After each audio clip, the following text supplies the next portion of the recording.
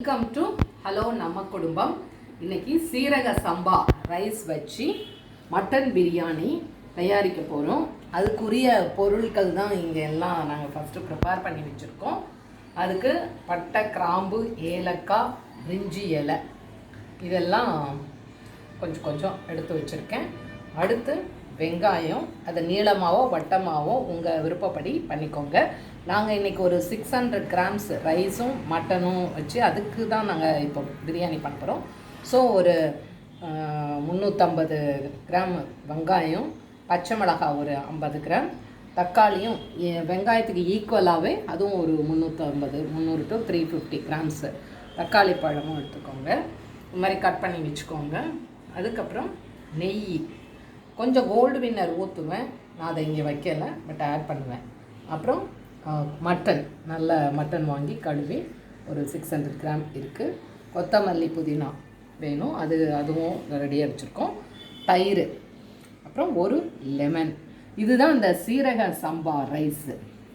இது என்னன்னு பார்த்தீங்கன்னா நல்லா குட்டி குட்டியாக இருக்கும். இது தஞ்சாவூர் சைடு ரொம்ப ஃபேமஸ்ஸு இந்த அரிசி. இந்த அரிசியில் பிரியாணி செய்யும்போது நல்லா வாசமாகவும் இருக்கும், சுவையும் அதிகமாக இருக்கும். இப்போ அடுத்து நம்ம இதை எப்படி தாளிக்கிறதுன்றத பார்க்கலாம். இப்போ பிரியாணிக்காக நான் ஒரு நல்ல பெரிய குக்கர் எடுத்திருக்கேன். பட் நான் ப்ரெஷர் போட போகிறதில்ல, ஆனால் இந்த பேனை மட்டும் நான் யூஸ் பண்ணிக்க போகிறேன். இதில் இன்னொன்று என்ன ஸ்பெஷல்னால், நாங்கள் இந்த பிரியாணிக்கு தோசை சட்டி வச்சு, ஏன்னா இப்போ நம்ம ஃப்ளாட்டாக இதில் இருக்கனால அடுப்பு கிடுப்புலாம் வைக்க முடியறதில்ல, அதனால் தோசை சட்டியை கடைசியாக, பழைய தோசை சட்டியை கடைசியில் தம்மாக வச்சு க்ளோஸ் பண்ண போகிறேன். அதனால் ஸ்கிப் பண்ணாமல் முழுசாக பாருங்கள். இப்போ சட்டி நல்லா காஞ்சிடுச்சு. இதில் ஒரு 150 ml நெய் விட்டுக்கிறேன். அப்புறம் நம்ம கடைசியாக கூட கொஞ்சம் போட்டுக்கலாம்.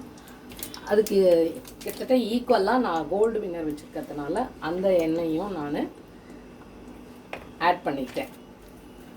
இப்போ இந்த ரெண்டும் நல்லா காஞ்ச பிறகு பட்டை, கிராம்பு நம்ம ஏற்கனவே எடுத்து வச்சுருக்கோம் இல்லையா, பட்டை, கிராம்பு, பிரிஞ்சி இலை, ஏலக்காய், இதெல்லாம் நான் அதில் போட போகிறேன். சமைக்கும் போது பார்த்து சமைங்க, மேலே தெரிக்காமல் இருக்கணும். அது கொஞ்சம் வெடித்து வந்தோடனே நம்ம வெங்காயத்தையும், அரிஞ்சு வச்சுருக்கிற வெங்காயம், பச்சை மிளகாயும் நான் சேர்த்தே நான் ரெண்டத்தையும் போட்டுடுறேன்.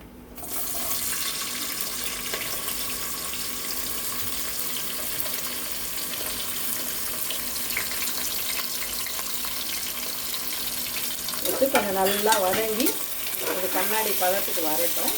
வந்த பிறகு நாம் அடுத்தடுத்த பொருளை ஆட் பண்ணலாம். இன்னொன்று தான் நான் சொல்லுவேன். இப்போ பாருங்கள், நல்லா வெங்காயம் கண்ணாடி பழத்துக்கு வந்துடுச்சு. இப்போ இதில் நம்ம அரிஞ்சு வச்சுருக்கிற தக்காளி பழத்தை போட்டுடலாம். போட்டு இன்னும் நல்லா வதங்கி வந்தோடனே அடுத்த பொருளை நம்ம ஆட் பண்ணுவோம். இது வதங்கிறதுக்கு ஆஸ் யூஸ்வல்லாம் நம்ம சொல்கிறாப்புல டேபிள் சால்ட்டை கொஞ்சம் போட்டு வதங்க விட்டுருவோம். இப்போ பாருங்கள், வெங்காயம், தக்காளி பழம் எல்லாம் நல்லா வதங்கி ஒரு நல்ல ஒரு ஸ்டேஜுக்கு வந்துடுச்சு. இப்போ நம்ம இன்னும் இஞ்சி பூண்டு இப்போ போட போகிறோம். இஞ்சி பூண்டு ஏற்கனவே நான் அரைச்சி ரெடியாக வச்சுருக்கேன். அதை தான் நான் ஒரு 4 ஸ்பூன், 1/2 kgன்றதுனால ஒரு 4 ஸ்பூன் இந்த அளவு ஒரு எக்ஸ்ட்ரா கூட போட்டுக்கலாம். போட்டு இப்போ இந்த பச்சை ஸ்மெல் நல்லா போகணும். நல்லா பிரியாணி ஆனால் நல்ல மணமாக இருக்கும். அது வெந்து வர அந்த எண்ணெய்லாம் அப்படியே மேலே வரணும். அப்போ தான் அது நல்லா எல்லாம் வெங்காயம், தக்காளி பழம், அந்த இஞ்சி பூண்டு எல்லாம் வெந்து வரும்போது அந்த மேலே ஆயில் அப்படியே வரும். அப்போ தான் நம்ம அடுத்த பொருளை போடணும். அதுவரை கொஞ்சம் வதங்கிறதுக்கு வெயிட் பண்ணணும். இப்போ பாருங்கள், அந்த இஞ்சி பூண்டெல்லாம் நல்லா வதங்கிடுச்சு. அந்த ஆயிலெலாம் அப்படியே பபுளாக வருது பாருங்கள். இந்த மாதிரி பக்குவத்துக்கு வந்துடுச்சுன்னா தான் அந்த பச்சை ஸ்மெல்லாம் போய் நல்லா வெந்துடுச்சு அர்த்தம்.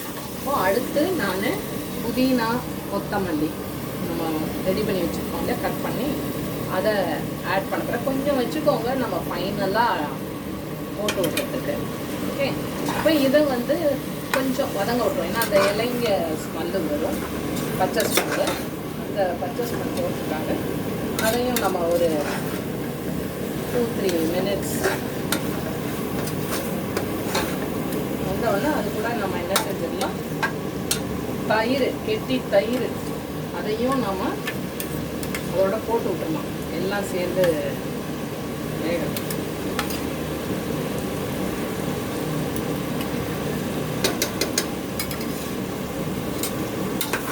எல்லாத்தையும் நல்லா மிக்ஸ் பண்ணி கொஞ்சம் தண்ணி கூட வேணால் ஆட் பண்ணிக்கலாம். ஆனால் அடி பிடிச்சிடக்கூடாது, ஸ்மெல் அடிக்கணும்.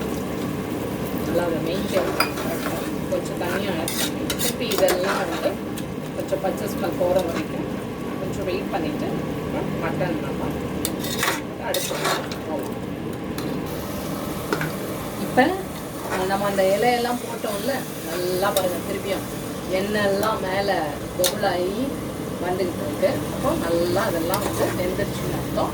அடுத்து நாங்கள் வந்து குழம்பு மிளகாய் தூள்னு அரைச்சி ரெடிமேடாக வச்சுருக்கோம். இதில் வந்து மிளகாய் வத்தல், தனியா, சீரகம், மிளகு, கொஞ்சம் வெந்தயம், பெருஞ்சீரகம் இதெல்லாம் போட்டு அரைச்சி வச்ச ஒரு குழம்பு மிளகாய் தூள். இது நான்வெஜ்லேயும் வெஜிடேரியன் எல்லாத்துக்குமே நாங்கள் யூஸ் பண்ணுவோம். அதில் தான் நான் வந்து இப்போ ஏற்கனவே பச்சை மிளகாய் போட்டிருக்கோம். ஸோ ஒரு 2 ஸ்பூனு போதும்.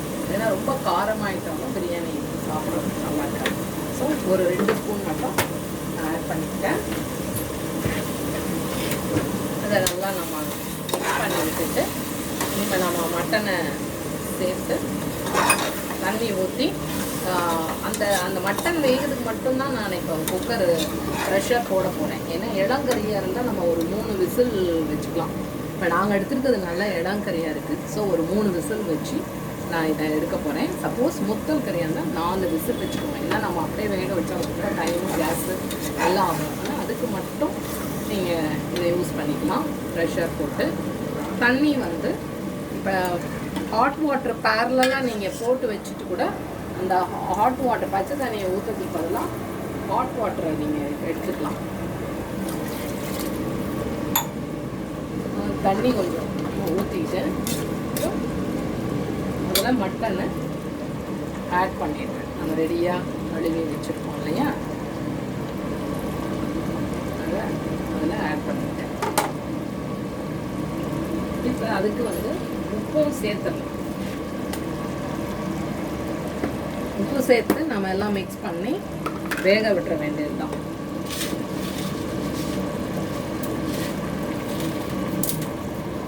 உப்பு சேர்த்துட்டு அப்புறம் தேவையானது நம்ம அப்புறம் கூட நம்ம ஆட் பண்ணிக்கலாம். செக் பண்ணிவிட்டு ஆட் பண்ணிக்கலாம். ஏன்னா இப்போ கறியில் ஏறணும் உப்பு. அதனால் நான் இந்த ஸ்டேஜில் கொஞ்சம் உப்பு வந்து நான் போட்டுக்கிட்டேன். போட்டு நல்லா மிக்ஸ் பண்ணி ப்ரெஷர் போட்டு விட்டுருங்க. கறி வெந்தாமல் நெக்ஸ்ட்டு ப்ராசஸ்ஸு பண்ணிக்கலாம். இப்போ எல்லாம் அந்த ப்ரெஷர் எல்லாம் போயிடுச்சு. இப்போ திறந்து பார்க்க போகிறோம்.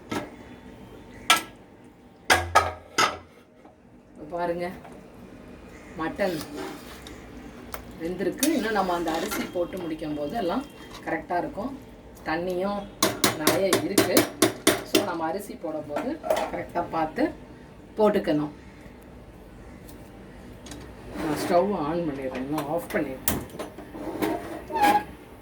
இப்போ இதில் நான் வந்து 1/2 கிலோ 600ன்னு சொன்னேன், 600 மட்டன். அதே மாதிரி அரிசியும் எடுத்துப்பேன். ஈக்குவலாக எடுத்தால் தான் நல்லா அந்த டேஸ்ட்டு கிடைக்கும். ஸோ அந்த அரிசியை நான் கழுவி ஊற வச்சு நம்ம ஒரு நேரம் வச்சுருக்கோம். அதை இதில் ஆட் பண்ணிடுறோம். சீரக சம்பா அரிசி நீங்கள் கூட இதுவரை ட்ரை பண்ணாதவங்க ட்ரை பண்ணி பாருங்கள். ரொம்ப நல்லாயிருக்கும் டேஸ்ட்டும். அதுக்கு ஒரு தனி மணமும் இருக்கும்.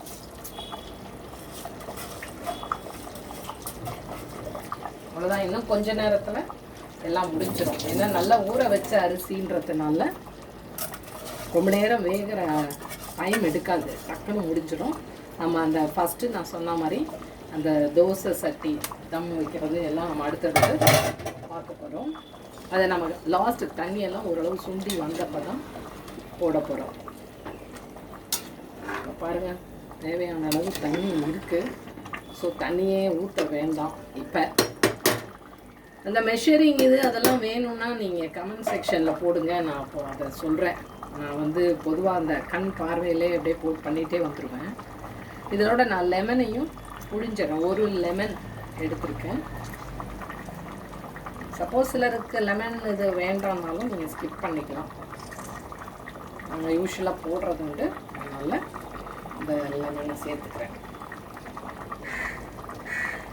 இப்போ இதை அப்படியே உப்புனாலும் இந்த ஸ்டேஜில் செக் பண்ணிவிட்டு அதை ஜஸ்ட்டு அந்த மூடியை வச்சு மூடி வச்சுருவோம். கொஞ்சம் நேரம் கழித்து நம்ம அந்த தண்ணி கொஞ்சம் இறங்கின உடனே அந்த தோசை தவாவை வச்சு க்ளோஸ் பண்ணுவோம். இப்போ பாருங்கள், நான் கரெக்டாக ஒரு வெந்து வந்துக்கிட்டு இருக்கு. 3/4 பங்கு வெந்துடுச்சு. இப்போது இந்த ஸ்டேஜில் தான் நான் வந்து ஆரம்பத்தில் சொன்ன அந்த தோசை சட்டி வச்சு தம் போட போகிறோம். இப்போ இதை தூக்கி வச்சுட்டு இந்த மாதிரி பழைய தோசை தவா இது சட்டி இரும்பு சட்டி இருந்தாலும் நீங்கள் எடுத்துக்கோங்க. இதை நான் இந்த அடுப்பு எரியுது பாருங்கள், அதை வச்சு கொஞ்சம் தீயை வேணால் வேகப்படுத்தி சட்டியை சூடானதுக்கப்புறம் நம்ம என்ன பண்ணுறோம், அதை தூக்கி அதெல்லாம் வச்சிடணும். வச்சாச்சுன்னா சென்டர் பண்ணி கரெக்டாக வச்சுருங்க. வச்சுட்டு சட்டி நல்லா சூடான உடனே தீயை நீங்கள் நல்லா சிம்முக்கு கொண்டு வந்துடலாம். கொண்டு வந்துட்டு நீங்கள் இதை மூடியை போட்டு மூடி ஒரு 5 நிமிஷம் 10 நிமிஷம் கூட இருக்கட்டும். நல்லா அந்த தண்ணியெல்லாம் ஈர்த்து நல்லா பிரியாணி நல்லா நீட்டாக வந்துடும். கரெக்டாக காமிக்கணும், பாட்டிலுக்குலாம் தெரியக்கூடாது. ஓகே, இப்போ பிரியாணி எல்லாம் ரெடி ஆகிடுச்சு பாருங்கள், நல்லா வந்திருக்கு. இப்போ அதுக்கு சைட் டிஷ்ஷாக தயிர் பச்சடி, அப்புறம் இது தக்காளி ஜாம் அப்படின்னு சொல்லி தஞ்சாவூரில் ரொம்ப ஸ்பெஷல், அது செஞ்சுருக்கோம். அது தனியாக அப்புறம் ஒரு வீடியோ போட்டுக்கலாம். வேக வச்ச முட்டை சாப்பிட்றதுக்கு எங்கள் பிளேட் எல்லாம் ரெடியாக வச்சாச்சு. இனிமேல் சாப்பிட வேண்டியதான். நீங்களும் இதே மாதிரி செஞ்சு பாருங்கள், நல்லா வரும். தண்ணி இல்லை இதில் வந்து நிறைய பேர் ஒரு பார்க்குறவங்களுக்குலாம் தண்ணி பற்றி சொல்லு, எவ்வளோ தண்ணி விடணும் அதுன்ட்டு. அதை நான் டிஸ்கிரிப்ஷன் பாக்ஸில் போடுறேன், அதை பார்த்துக்கோங்க. அவ்வளோதான், எல்லாம் முடிச்சாச்சு. இதை பார்த்து இது செய்யுங்க, இந்த மாதிரி பண்ணுங்கள். எங்கள் சேனலை சப்ஸ்கிரைப் பண்ணி சப்போர்ட் பண்ணுங்கள். தேங்க்யூ.